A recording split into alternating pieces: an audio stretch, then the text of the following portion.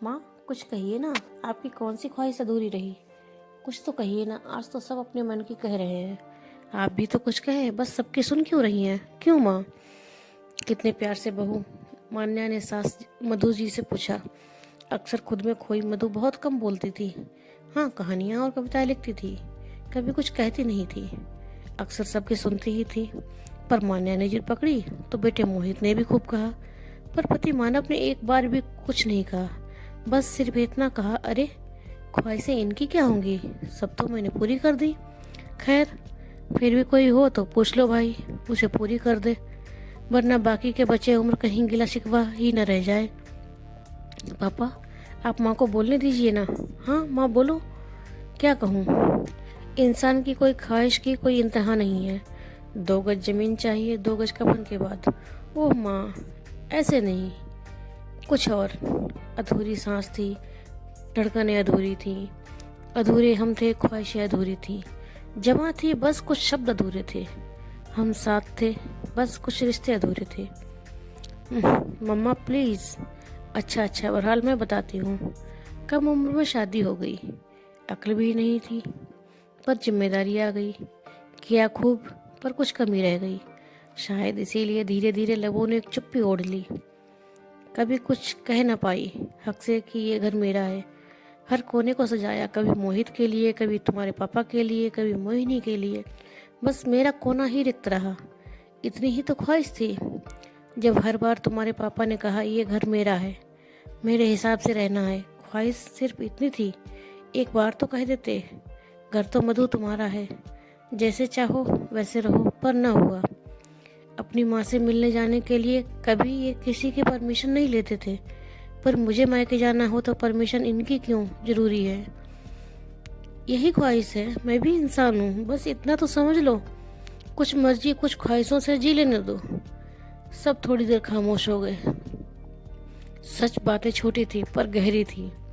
ख्वाहिशें छोटी थी पर अपनी थी। बस तुम्हारे पापा अक्सर मुझे ना बेवकूफ़ समझते रहे। माना वो समझदार हैं, पर मैं मूर्ख कैसे? मुझे न समझो होशियार न सही, पर बेवकूफ़ तो ना कहो।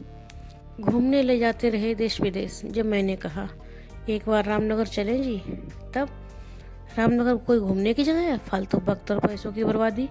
हो सकता है ऐसा ही हो, बस मेरी ख्वाहिश थी। मेरी जन्मस्थली तुम लोगों को दिखाऊं, अपने स्कूल में तुम्हें ले जाऊं। माँ भी पढ़ी लिखी समझदार है, एक बार तो तुम सबको बताऊं।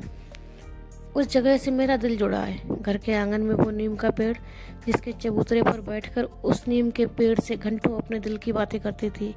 मेरा राजदार है, उससे कहती थी जिंदगी में कुछ कमी है, बेकार है ये जिंदगी।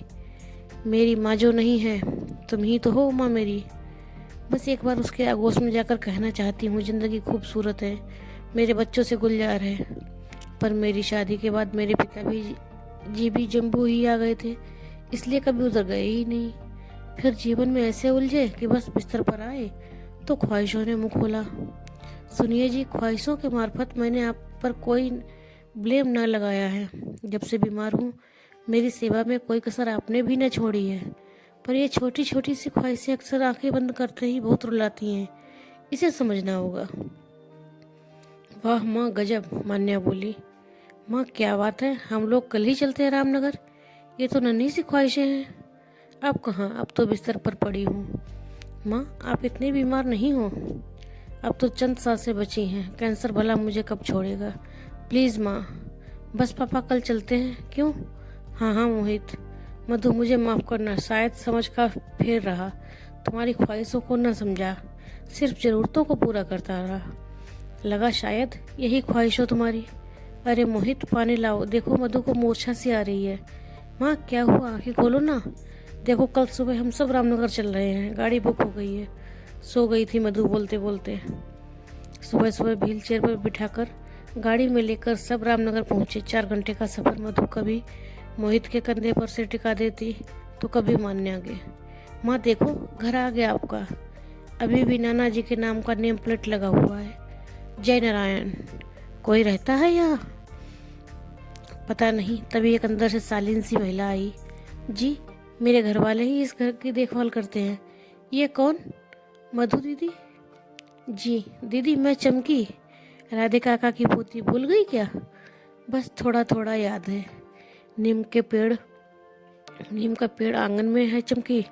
हाँ दीदी, दादाजी ने उसे कटने ही न दिया। बस फिर जल्दी से ले चल मुझे। आपको क्या हुआ? वो सब छोड़, बस नीम के पेड़ का वो चबूतरा लग रहा था। बरसों के बाद मधु के इंतजार में थे। मोहित और मान्या ने सहारा देकर मधु को नीम के पेड़ तक लाए। उसको अपने आगोश में लेकर मधु देर तक रोती रही। माफ करना मुझे, तुमसे मिलने ना आती रही। तुम पेड़ थे, जड़ से जुड़े रहे। मैं सूखे पत्ते की भांति अपने ही आंगन में सिमटी रही। आह माँ, बैठ जाओ।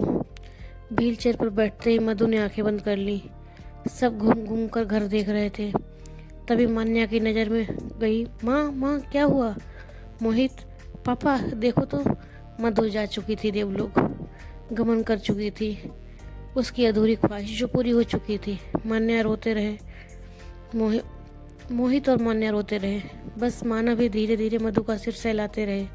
हजारों ख्वाहिशें ऐसी कि हर ख्वाहिश पे दम निकले। बहुत निकले मेरे अरमान, लेकिन फिर भी कम निकले।